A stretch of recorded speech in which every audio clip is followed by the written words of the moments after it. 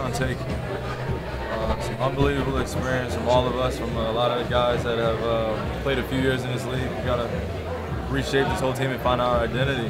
We already have an existing culture here with the Boston Celtics I'm glad to be a part of, but man, it's been a whirlwind, you know, moving in and picking up my whole life and getting everything adjusted as best I can. So it's been man, as you can see, I'm at a loss of words because it's been thing after thing after thing after thing, but I'm more appreciative just the support because my car broke down in front of Bentley University, and I had about 4 people get out of their cars and ask me if I needed to live somewhere, and you know, just to have that type of support anywhere, you know, at any given moment.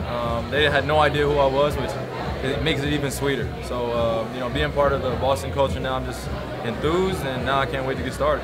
What have your conversations been like? I mean, I know you were talking about 1 through 15 being important, but especially with Gordon and Al being in town getting ready for training camp. How are you guys talking about it? I mean, well, you know, obviously we have that nucleus of guys that play in the league, like I said, for a few years. So getting acclimated to what we want to do offensively and defensively, that's gonna take some time. And the biggest thing I think that gets kind of drawn over is that we're almost complete strangers. Like, you know, we're very big fans of each other's games, but in terms of how we will mesh and collectively mesh as a group, that's a ways away.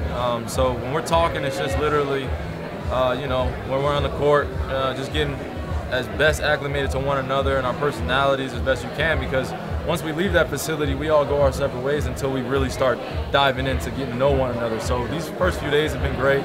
Brad's been great. Most of the guys have been in.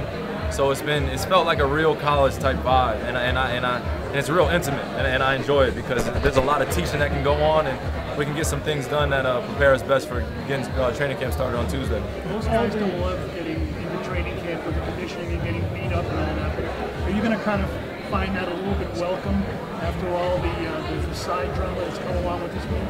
I mean, well, it's going to be fun just to get somebody to hit me, other than, you know, I was shooting a movie down in Atlanta for Uncle Drew, so I didn't really get to go up and down as much as I would have liked. So this is really like a preseason for me, and getting back acclimated and playing against some NBA elite competition, and Terry Rozier going against him every single day, and getting better with Marcus and Gordon, all these guys. It's going to take some time, but I miss it. I miss NBA basketball, and that's one thing that's a place of refuge for me, is being on that court. So. Are you surprised at all the other attention that's come along with this? What? Are you surprised at all the other attention? Like, I mean, the whole first take thing, and it was, you were like on the firing squad there. It's part of it. I mean, whether you consider it real or not, it's up to you.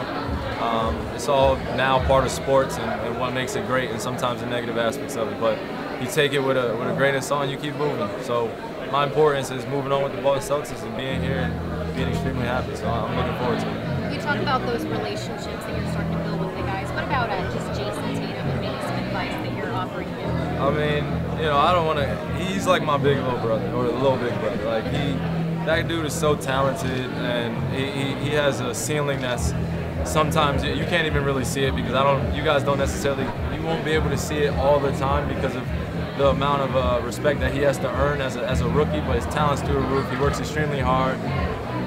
And of course, you know, having the lineage of going to Duke and understanding what it's like to be on a great team and play with good players, and how much you got to sacrifice in order for us to be a great team. You know, so the individual goals and the individual talents, we got to bring the best out of him, and he got to bring the best out of us. And once he figures that out, the sky's the limit for that kid. I mean, I'm serious when I tell you guys that dude is a bad dude, man. He's a bad dude. So.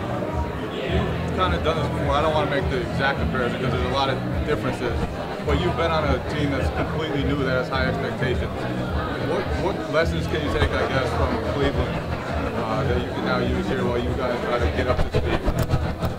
The best advice is patience, man. It's just really, you have to be really strategic and really methodical, and not skipping any steps in order to understand you know, what you want to accomplish and then how to get there. You know, there's a way that you can put a goal at the top, but you can't skip any steps that it'll take out of you, and the mental grind and the physical grind of trying to get back to being at that championship level. We have guys that have some experience, but seeing it firsthand and being part of a culture that I was in Cleveland and bringing that here and that championship culture and that championship understanding, man, it takes a long time. And the ups and downs will really define how we are as a group, and our identity and how we respond will be the most important part. So that's the only thing I want to echo here, is that it's you don't want to get too high and too low. I know that's a cliche saying, but literally it's that. You want to stay even keeled throughout all of this, and regardless of whatever's happening outside, the only thing that matters is taking care of each other in the locker room. So. Last question. Can you just touch on being in this event tonight, also being here with your teammates?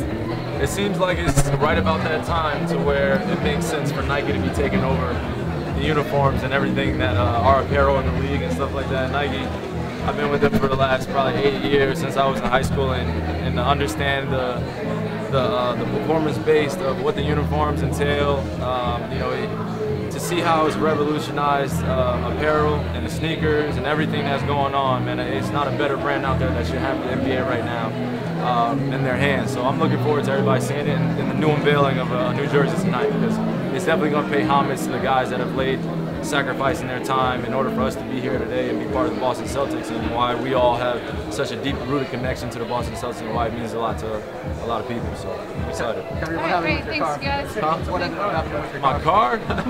So I'll tell you the story. So I did something to my Jeep, and I usually put regular gas in it, and I had no idea that my engine got changed. So I put regular gas in the Jeep, and it stalled out. Stalled out right on the corner of Beaver and Forest, right in front of Bentley University. And I'm standing there, and then our equipment guy, JJ, came and picked me up. So I was about 45 minutes late to meet with Brad. So that shows you how much time I was out there for a little bit. It was raining, I was wearing shorts and a t-shirt. But the people out there that kept stopping, they were awesome. So yeah.